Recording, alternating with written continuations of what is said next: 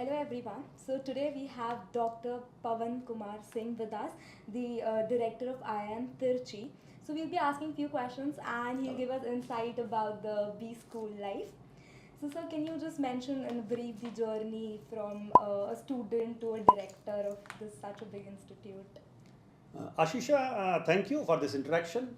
And journey is that I wanted to be a teacher in academia, and I chose to be here. And then my choice was that I should start my teaching or academic career at post-graduation level. So I did so, and then through my usual journey, from lecturer to assistant professor to associate professor to director, just usual journey. And let me say that everybody boasts about oneself. Don't take it otherwise. But I'm not a careerist. I'm not an ambitious person. I never wanted that some designation should be tagged to me. I just wanted to enjoy my job, and as the things come, just with sportsman spirit, you should accept it. So this is all about my journey. So that's really great. So as you mentioned about that you've gone through the flow in the journey. So today a lot of youngsters have been like, we need a plan, what will happen tomorrow after a year. I need a plan right now. So can you just mention that it's not always about the plan? If you could say some few words about the journey, that it's not always about planning.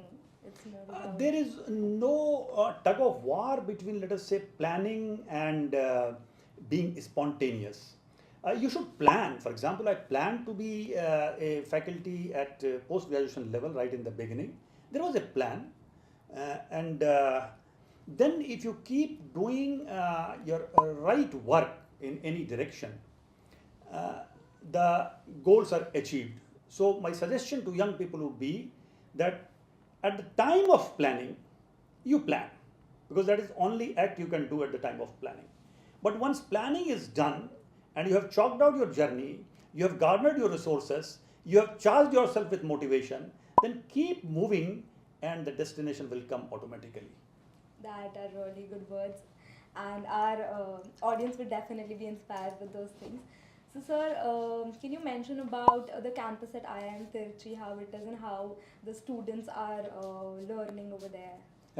IIM Trichy is Pan-India campus, 172-acre big campus, very safe campus, and we have very good gender ratio, almost 50-50, daughter folks and our son folks, whatever you can say.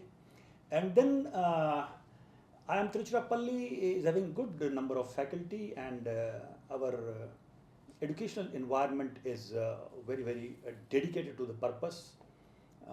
We try to teach well, we try to train well, we try to do relevant research.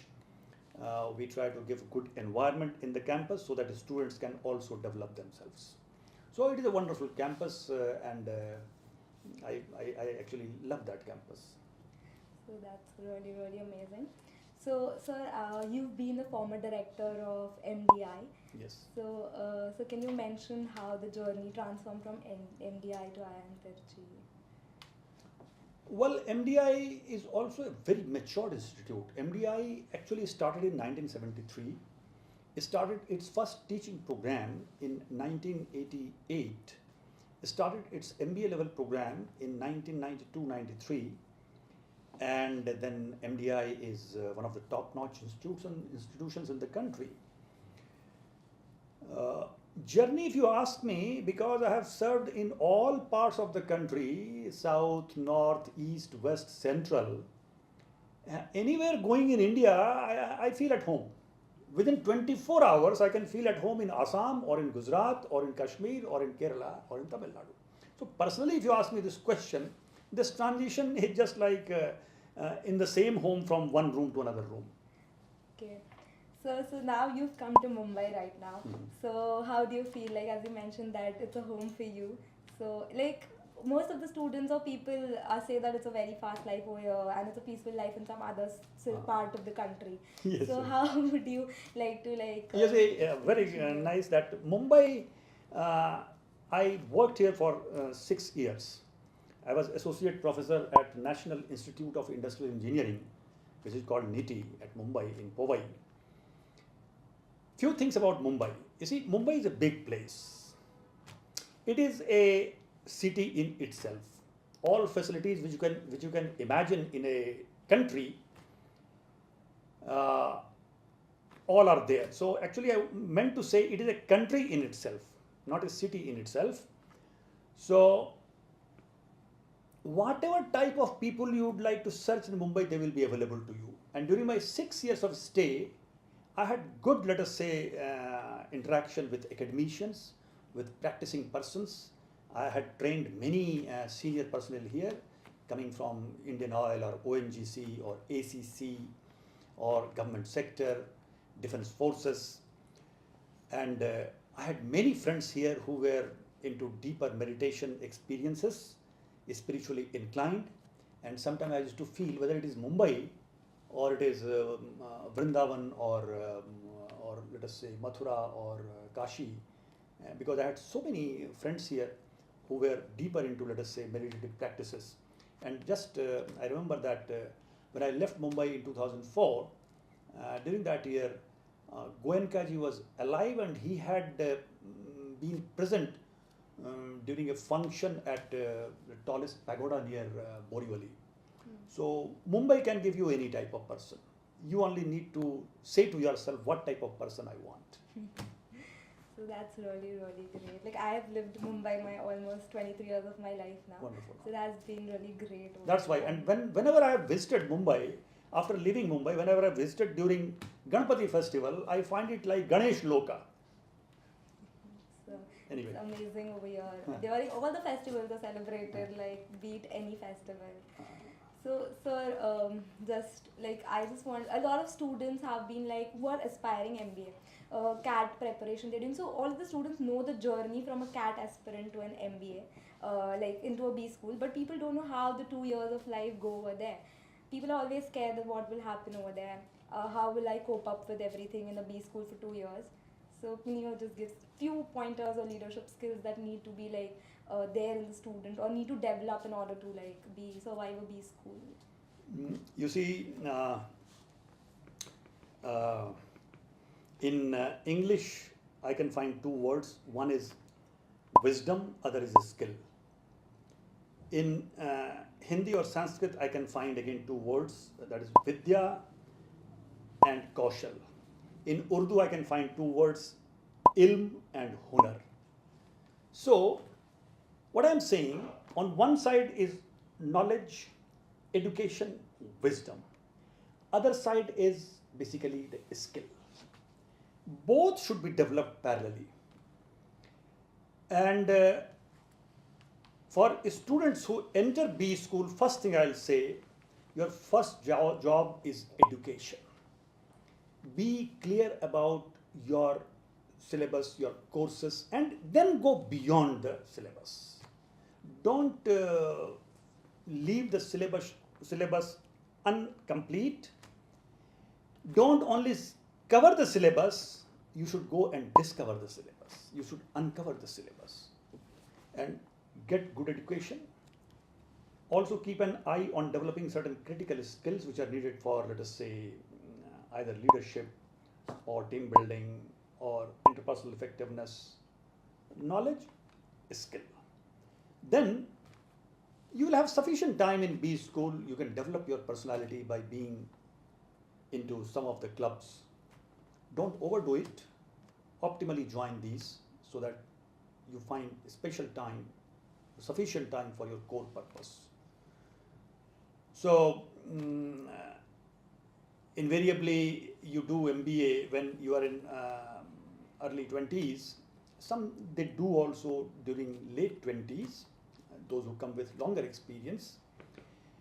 But I think 2 years MBA for any outsider appears it is 2 years, 365 multiplied by 2, almost number of days.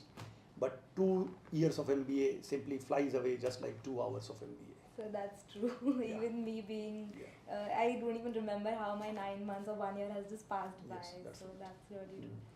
So you mentioned the ancient languages too, but today all the youngsters are feel like that there's now opportunities in India when it comes to studying. So most of the youngsters are moving to abroad looking for opportunities and things. But so can you mention whether that's true or how India is developing and for students to be here rather than going abroad for study?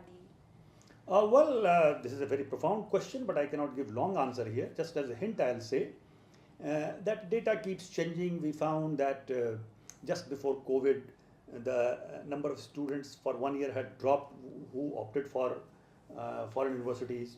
But certainly during COVID, nobody could move. But now, just recent data says that again there is spurt increase in the number of students showing interest for foreign universities.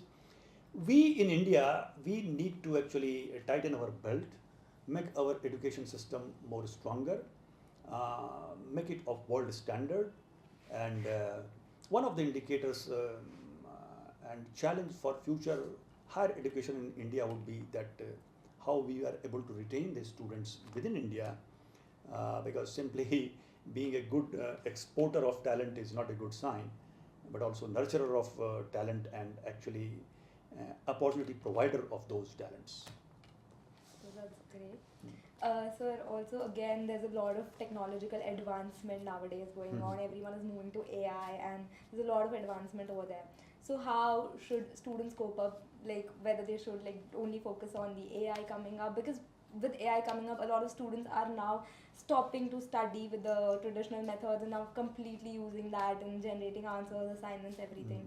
So is it a good use of technology, or like how should students? You see, before going to AI, I will tell you.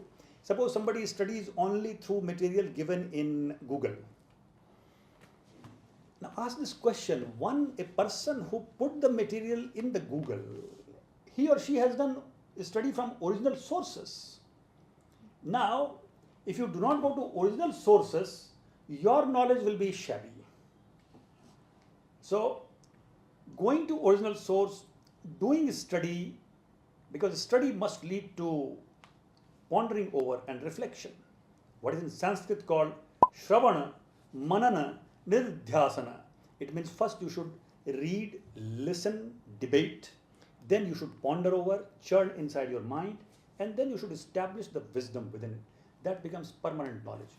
If you see only screens here and there, the knowledge visits your drawing room part of personality and simply says goodbye after 2 days.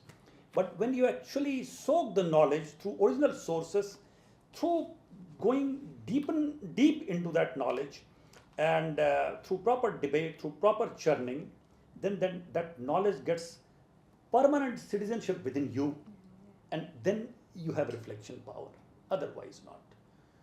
Now, coming to AI and becoming future more technology oriented, I would say that a student should not run away from technology. We should try to be technology savvy, and technology is not your enemy in any way. Technology is your extended arm. This is my arm, and if I use a lever, I can move heavier things. So lever becomes my extended arm. I'm using specs. It is a technology product. No, then my eyes have good sight if I see at a distance, but for reading I need certain power, so I use it. Fine. But if I break this glass and insert in my skin, I'll get bleeding. Question is, technology is never your enemy, but human being who is creating technology which is itself becoming intelligent, human being has to also develop the consciousness. Otherwise, if human being allows to become subservient to technology, technology will start ruling the human being. But I have great hope, and I'm sure that human being is so intelligent that the human being, a technique created by human being will never be able to overpower him or her.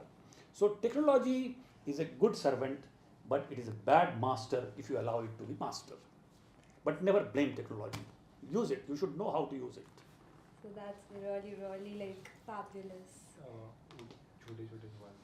Okay. So would you like to mention like 3 leadership skills that should be like everyone should follow, whether be a Bschool student, an MBA person, or some values that you have like worked with throughout your life that has helped you like grow? Okay, so 3 are: number 1, looking forward to serve without any eggs to grind. Second point is that to become a leader, you should be able to understand others' perspective. And third one is that you should be able to see beyond foggy area, means insightfulness. That is important. These are three important characteristics, but the foremost is, which perhaps will become fourth, but the actually first is one has to be a man of character. So that's the last one is like the best, and everyone should incorporate it with them. So we can like coming towards the end. So would you like to like share anything with the students that will help them grow in life, or maybe some insight from a CAT aspirant when Bschool, something like that in the end? Be it CAT aspirant or a student who is entering into graduation, post-graduation or research level or MBBS or whatever, for everyone this will apply. That is number one. Choose the area of higher study which you are in love affair with. Should not be imposed by someone else, or let us say you are impressed by the present status of opportunities available in that field. No. You should know with which kind of career you will be attuned to. So choose that career. Point number one. Don't A. Point number two is that when you take it up, you must be thoroughly clear in your subject. And read theory and read its practice also. Theory and practice are never at loggerhead. So be also academically sound. If you are not academically sound in the mid-30s or after that, you will find that there is shallowness inside you. And the one more point is that develop yourself in an integrated way. Study well, laugh well, love people, meet people. I have seen some dedicated students, they say meeting my friend is wastage of time. It is not like that, because tomorrow you will have to meet with 70, 80 or 700 of your, let us say, colleagues. So be a wholesome person. So that was really great. Can I ask you one last question? You can keep asking questions. So suppose IIM Trichy was supposed to be on the magazine cover. So one line for the college that you would want to be there on the bold heading. IIM Trichy believes in that knowledge is infinite and we should keep acquiring knowledge. So that's really great. So thank you so much. It was great having a conversation with you, and I'm really obliged to host as an interview. Thank you, Ashisha. Thank you so much. Thank you.